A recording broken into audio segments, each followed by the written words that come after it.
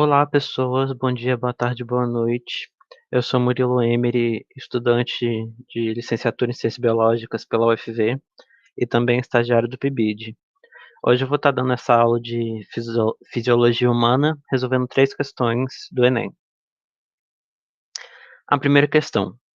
A figura mostra a curva de saturação da hemoglobina e da mioglobina, em função da pressão parcial de oxigênio e reflete a afinidade de cada proteína pelo oxigênio.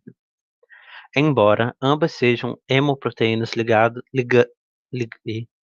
embora ambas sejam hemoproteínas ligantes de oxigênio, a hemoglobina transporta oxigênio dos pulmões para os tecidos pela corrente sanguínea, e a mioglobina se liga ao oxigênio dentro das células musculares. De que forma a oxigenação dos tecidos será afetada em indivíduos sem o gene da mioglobina? A. Concentração de oxigênio no sangue diminuirá. B. Capacidade de produção de hemoglobina diminuirá. C. Distribuição de oxigênio por todo o organismo será homogênea. D. Transferência do oxigênio do sangue para o tecido muscular será prejudicada. E. Hemoglobina do tecido muscular apresentará maior afinidade que a presente no sangue. Então, a hemoglobina são os glóbulos vermelhos, né? Os glóbulos vermelhos. E a mioglobina ela é responsável pela captação de oxigênio do sangue e para levar ao músculo. E sem essa proteína, a oxigenação dos tecidos será prejudicada. Que como a mioglobina ela transporta oxigênio para os músculos, a alternativa correta seria a letra D. Transferência do oxigênio do sangue para o tecido muscular será prejudicada. Que como aqui mesmo na questão diz que a hemoglobina transporta o oxigênio dos pulmões para os tecidos pela corrente sanguínea, e a mioglobina, que é o que está fazendo, que a questão quer saber, se liga ao oxigênio dentro das células musculares. Então ela afetaria a transferência de oxigênio do sangue para o tecido muscular, que ela seria o prejudicado. A segunda questão. O The Kidney Project é um projeto realizado por cientistas que pretendem desenvolver um rim biônico, que executará a maioria das funções biológicas do órgão. O rim biônico possuirá duas partes que incorporam recentes avanços da nanotecnologia: filtração de membrana e biologia celular. Esse projeto significará uma grande melhoria na qualidade de vida para aquelas pessoas que dependem da hemodiálise para a sobrevivência. O dispositivo criado promoverá diretamente letra A remoção de ureia, B, excreção de lipídios, C, síntese de vasopresina, D, transformação de amônia e aldosterona. Fabricação de aldosterona, desculpa. Então, o rim, ele faz parte do sistema urinário que filtra o sangue e produz, além de produzir e excretar a nossa urina. E a função é eliminar essas toxinas do sangue pelo metabolismo das células. Essas substâncias são a ureia, a amônia, ácido úrico e alguns sais. E a hemodiálise, que é o tratamento que é dito aqui na pergunta, é um tratamento que remove líquidos e substâncias tóxicas do sangue, como a ureia, por exemplo. É como se fosse um rim artificial, né. E, assim, o rim biônico, ele seria capaz de realizar a maioria das funções biológicas que o órgão, esse que eu coloquei aqui na tela, são os 2 rins. E ele promoveria diretamente a remoção da ureia, que é a função dos rins, de excretar a ureia. Agora a terceira questão. A eritropoetina, EPO, é um hormônio endógeno secretado pelos rins que influencia a maturação dos eritrócitos. Suas formas recombinantes sintetizadas em laboratório têm sido usadas por alguns atletas em esportes de resistência na busca por melhores resultados.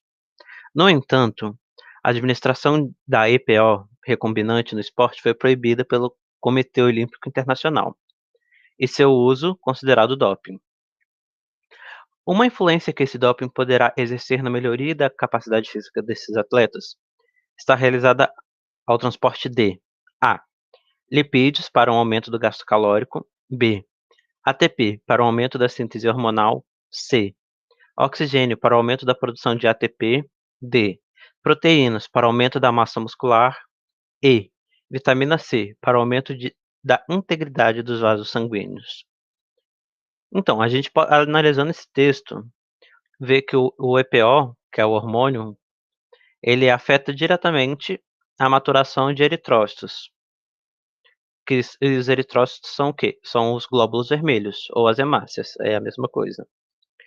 E com isso vai melhorar, com eles maturando, vai melhorar o transporte de gases, como o O2 e CO2.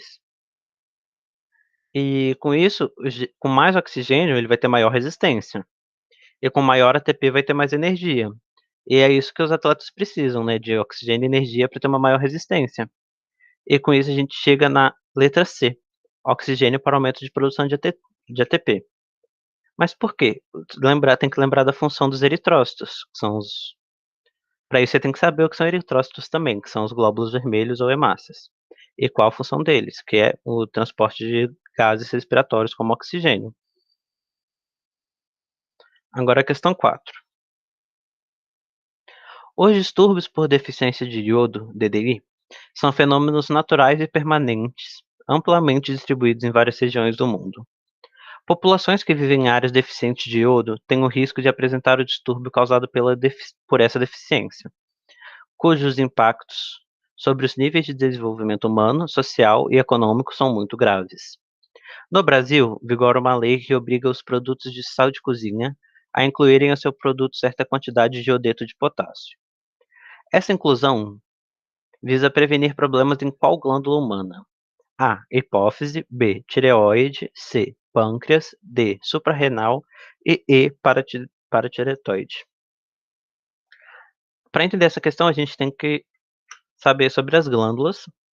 E a glândula que a gente precisa saber é a tireoide. Que o iodo ele é indispensável para essa glândula, porque a tireoide ela precisa de sintetizar e liberar a circulação dos seus dois hormônios, que é a triotironina e a tiroxina, desculpa. E o consumo com sal iodado, ele já é regulamentado há alguns anos, e por causa de uma lei, né. E as empresas acrescentaram iodo para evitar problemas na tireoide. É outra que você também tem que saber um pouco sobre o sistema endócrino, que envolve a tireoide, para poder responder a questão.